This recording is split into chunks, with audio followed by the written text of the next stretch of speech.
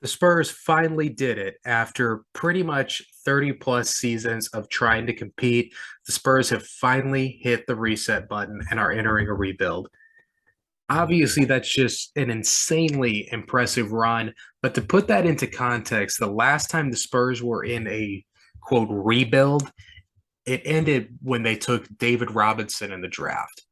Since then, outside of 1 year where David Robinson was hurt, which allowed them to take Tim Duncan, they have made the playoffs or been a factor in postseason play until the 2019-2020 season.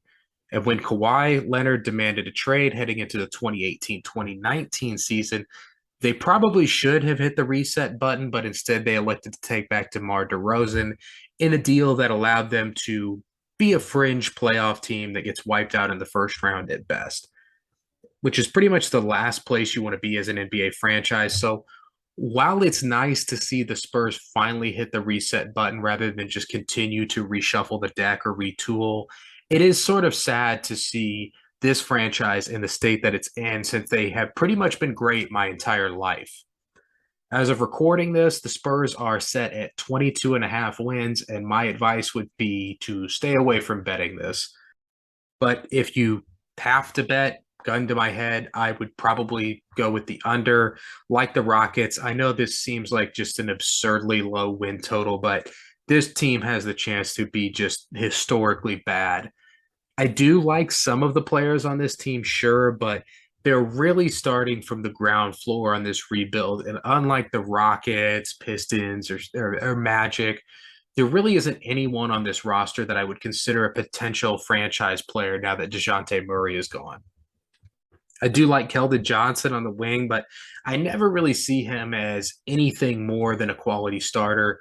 I guess maybe the third best player for a title team, but that would be the absolute highest end of his ceiling.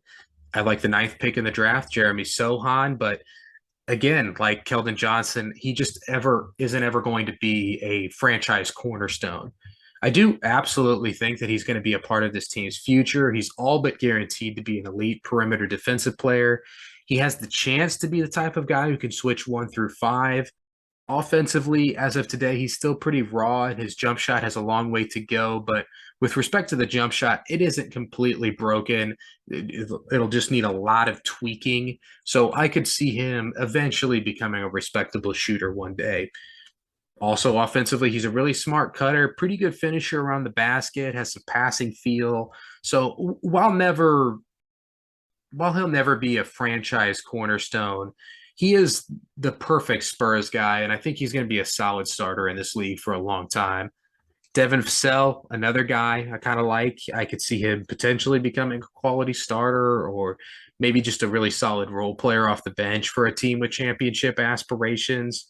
The rest of the young guys on this team, however, they could theoretically develop into quality players, but I could also see them doing absolutely nothing in this league. And that's kind of the problem with this Spurs group. The pieces they have are just that, pieces. Nice guys to have on your team, but nothing you can really build around or tie your identity to as a basketball team.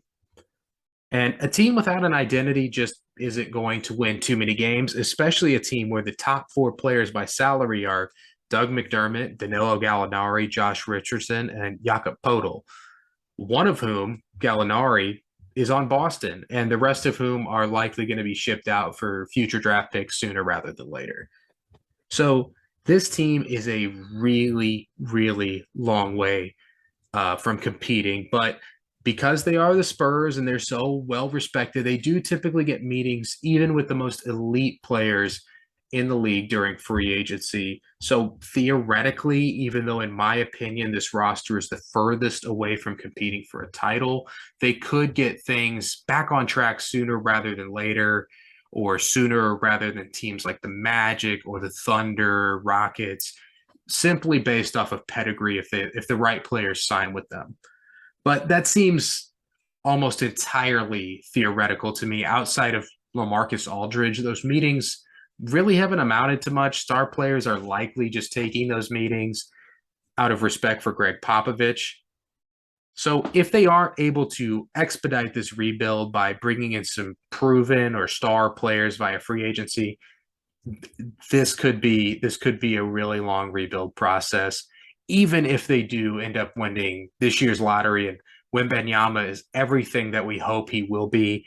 The Spurs are still years away from contending, and with Greg Popovich entering his mid 70s, he may not want to ride this rebuild out. So it could be a very different looking Spurs organization from the one we are used to as NBA fans.